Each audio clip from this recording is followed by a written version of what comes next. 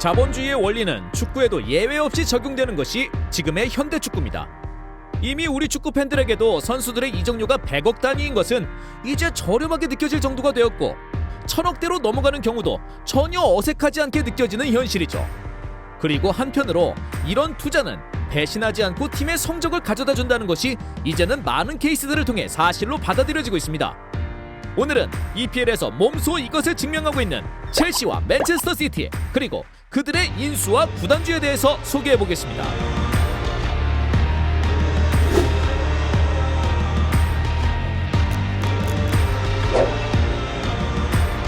첼시는 근본적으로 맨체스터 시티와는 분명한 차이점이 있습니다.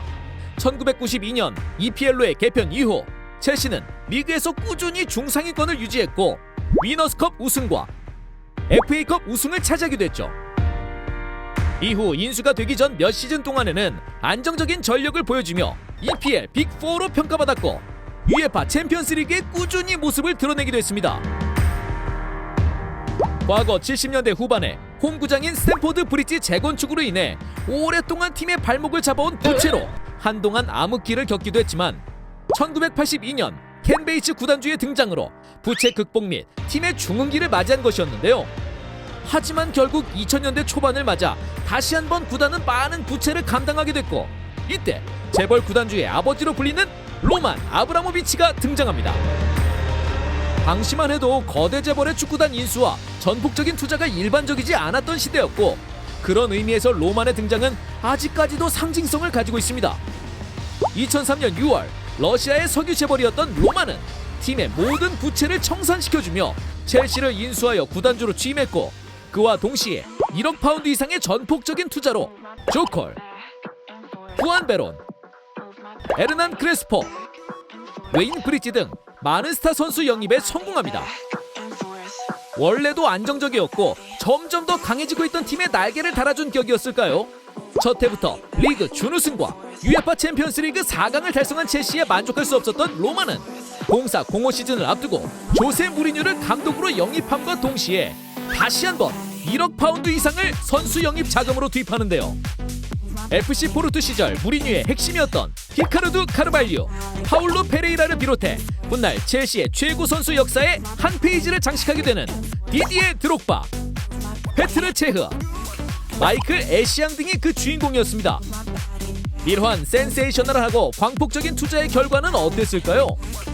그해 무리뉴의 첼시는 29승 8무 1패, EPL 한 시즌 최소 실점인 15실점 등 압도적인 전력을 과시하면서 EPL 우승을 달성해냈고, UEFA 챔피언스 리그에서도 4강까지 진출하게 됩니다.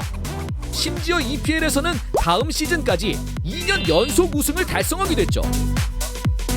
로만의 첼시 인수와 전폭적인 투자 행보는 약 20년이 지난 현재까지도 진행형이고, 첼시를 유럽의 강팀 반열에 견고하게 올려놓았습니다. 하지만 당시에는 선수 이적 시장에 거품이 끼게 만드는 주범으로 불리며 자본주의의 원리로 축구에 접근한다는 맹비난을 수많은 사람들로부터 받기도 했죠. 하지만 눈 하나 깜빡하지 않았던 로만의 뚝심과 그 결과물은 훗날 많은 재벌들에게 축구단 인수에 대한 뜨거운 영감을 주게 되는 결과를 가져왔습니다. 다음은 바로 그 구단과 그분입니다. 2008년 9월 아랍에미레이트의 부총리이자 왕족이며 사업가인 만수르는 맨체스터 시티를 인수하게 되는데요. 이전 구단주인 태국의 탁신 전 총리가 당찬 목표를 가지고 팀을 인수하여 투자를 감행했지만 이렇다 할 성적을 거두지 못한 채 결국 본인이 정치적인 문제로 입지가 몰리자 팀을 매각하게 됐고, 그 결과로 맨체스터 시티는 팀의 역사를 바꿔줄 새 구단주를 맞이합니다. 자, 재미있는 사실은 당시 만수르가 인수를 원했던 팀들은 강호인, 아스날, 리버풀, 발렌시아 등의 기존 강팀들이었으나 외국인 구단주와 자본 투입을 강하게 거부하는 등 각종 이유들로 거절을 당했었다고 하네요. 현재 미국 자본에 매각된 아스날, 싱가포르 부호에게 매각된 발렌시아를 생각하면 그저 웃프기만 합니다. 또한 빅클럽이 아닌 뉴캐슬도 후보였다고 하는데, 언론 보도에 따르면 당시 맨체스터 시티 매각 금액의 2배 이상의 터무니없는 금액을 제시해 결렬됐다고 합니다. 과연 뉴캐슬 팬들이 현재 맨시티를 보는 마음은 어떨까 궁금하네요. 구단 인수 직후 당시 슈퍼스타였던 레알의 후비뉴 영입을 시작으로 매 이적 시장마다 광폭적인 투자를 시작한 맨시티는 근본적으로 첼시와는 달랐기 때문에 빠른 성공을 이루지는 못했습니다. 첫 시즌 10위, 다음 시즌 5위로 차근차근 전력과 순위를 끌어올린 맨체스터 시티는 만수르 인수 3년차인 11-12 시즌 에딘 제코, 세르히오 아게로, 다비드 실바, 가르스 베리, 뱅상 콤파니, 알렉산더 콜라로프, 사미르 나스리, 제임스 밀너, 마리오 발로텔리, 야야 투레, 파블로 사발레타, 졸리온 레스코 등의 쟁쟁한 스쿼드를 보유하게 되는데요. 시즌 중에 숙적 맨체스터 유나이티드 원정에서 6대1로 치욕을 선사하며 식스앤더 시티를 탄생시키기도 했고, 최종전에서 QPR을 만나 추가 시간 2골로 극적인 우승을 차지하는 역사적인 명경기를 탄생시키며 67-68 시즌 이후 첫 EPL 우승을 달성해냅니다. 그 이후 2021년 현재까지 3회 우승을 더 차지했고, 단 한 번도 4위 밖으로 밀려나지 않았으며 명실상부 유럽의 강호 반열에 올라간 만수르의 맨체스터 시티는 현재 간절한 염원인 UEFA 챔피언스리그 우승 타이틀을 바라보며 전진하고 있습니다. 만수르는 로만의 뒤를 이어 재벌의 축구팀 인수에 큰 방향을 일으킨 인물이긴 하지만 많은 면모에서 그와 다른 면모를 보여줬습니다. 경기를 모두 챙겨보는 것은 기본, 팬포럼도 직접 확인하기도 하며 팀 인수 이후에 대한 자신의 솔직한 감정과 현재 상황, 앞으로의 계획을 장문의 편지로 팬들에게 남기기도 했죠. 더하여 경기장에 들어오지 못한 팬들을 위해 근처의 펍을 구입해서 무료로 제공! 유명 요리사를 경기장에 고용하며 경기장 좌석에 히터를 설치했던 일화들은 유명합니다.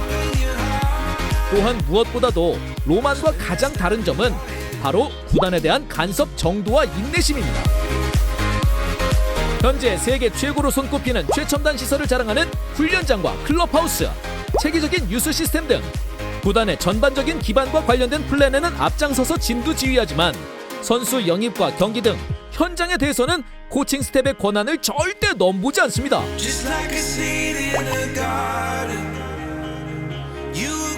로베르토 만치니, 마누엘 페예그리니, 펩 과르디올라 등 만수르의 구단 인수 이후 감독들의 재임 기간을 봐도 인내심이 로만과는 비교할 수 없을 만큼 너그러움을 알 수 있죠.